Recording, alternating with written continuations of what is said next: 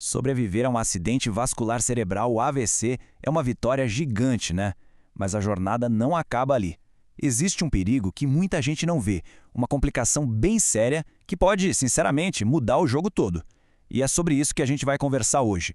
Essa ligação que é super crítica entre ter um AVC e o risco de uma fratura de quadril.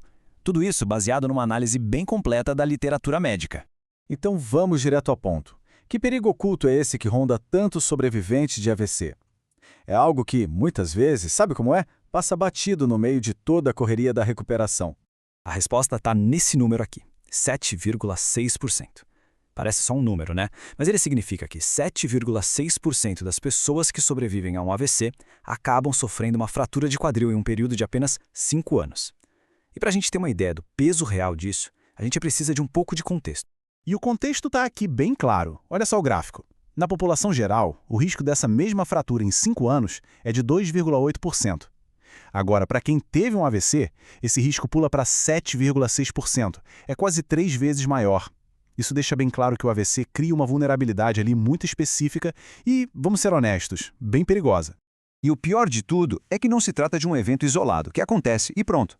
A gente está falando de um verdadeiro ciclo médico vicioso. Pensa comigo, o AVC aumenta o risco da pessoa fraturar o quadril. Aí a fratura acontece e, pronto, ela piora, e muito, a recuperação do próprio AVC. Isso aumenta a mortalidade, a dependência. Um problema vai alimentando o outro. É uma bola de neve. Tá, mas como exatamente o AVC leva a esse risco tão alto? Por quê? Bom, a resposta está no que a gente pode chamar de uma ameaça dupla. É uma combinação de 2 fatores principais que vamos detalhar agora. E esses 2 fatores são, de um lado, o aumento da chance de quedas e, do outro, o aumento da fragilidade dos ossos. Juntou os dois? É a receita perfeita para a fratura. É bem simples de entender. Quem sobrevive a um AVC tende a cair mais e, ao mesmo tempo, os ossos ficam mais fracos, mais fáceis de quebrar. Vamos detalhar um pouco mais. O risco de quedas aumenta por causa das sequelas, a disfunção motora, os problemas de equilíbrio, a fraqueza muscular, tudo isso contribui. E ao mesmo tempo, do outro lado, os ossos ficam mais frágeis por causa de uma osteoporose que pode vir depois do AVC, com a densidade óssea diminuindo, além de alterações hormonais e inflamatórias que acontecem no corpo. Certo. Então o risco é maior para todo mundo que teve AVC. Mas ele é igual para todo mundo? A resposta é não. E a pesquisa nos ajuda a identificar direitinho quem são as pessoas mais vulneráveis. E olha só este número. É impressionante. 4,8 vezes. É isso mesmo.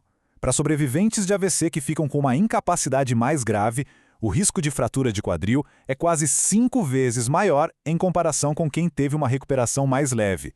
Ou seja, a gravidade da sequela do AVC é um sinal de alerta direto e muito, muito forte. A boa notícia é que a equipe médica não precisa adivinhar. Existem ferramentas clínicas para avaliar essa incapacidade e prever o risco. Tem escalas que medem a gravidade do AVC, como a NISS, outras que avaliam o equilíbrio, como a Berg, e até uma ferramenta chamada FRAX, que calcula o risco de fratura. Tudo isso ajuda a identificar os pacientes de maior risco para que uma ação seja planejada. Beleza, já entendemos bem o tamanho do problema. Agora o mais importante, e a solução. Como a gente quebra esse ciclo perigoso? A pesquisa aponta para um caminho bem claro, um plano de ação com 4 passos fundamentais para a prevenção. E os passos são esses. Primeiro, rastrear o risco.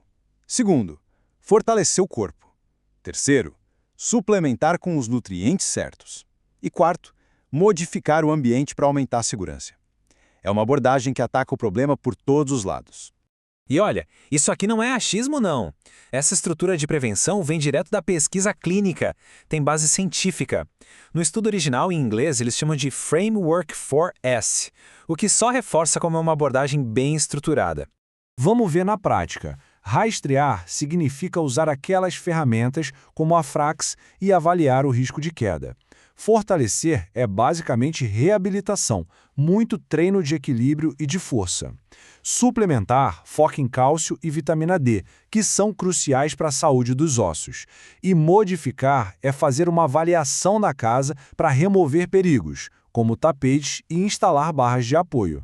E aqui tem uma dica de ouro, uma pérola clínica que vem direto do estudo, a mobilização precoce. Sabe o que é isso? É começar a se mover logo. em até 72 horas depois do AVC. Isso é fundamental e reduz o risco de queda. Outra coisa que funciona super bem é o treinamento de dupla tarefa, que combina um desafio motor com um cognitivo, tipo andar enquanto conversa.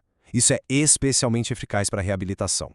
Então, o que tudo isso significa para o futuro do tratamento pós-AVC? Aponta para uma direção muito clara: a necessidade de um cuidado mais integrado e principalmente proativo, que se antecipa ao problema. Porque a prevenção de verdade não é trabalho para uma pessoa só, requer uma equipe multidisciplinar. A gente está falando de neurologistas, ortopedistas, especialistas em reabilitação, todo mundo trabalhando junto, de perto, para cuidar de todos os aspectos do risco, desde a saúde do cérebro até a saúde dos ossos. E isso nos leva à nossa pergunta final. A pesquisa mostra um caminho claro para a prevenção, não é?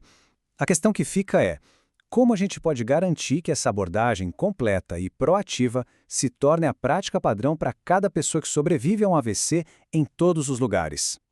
Essa é a ponte que a gente precisa construir entre o que a ciência já sabe e a prática do dia a dia.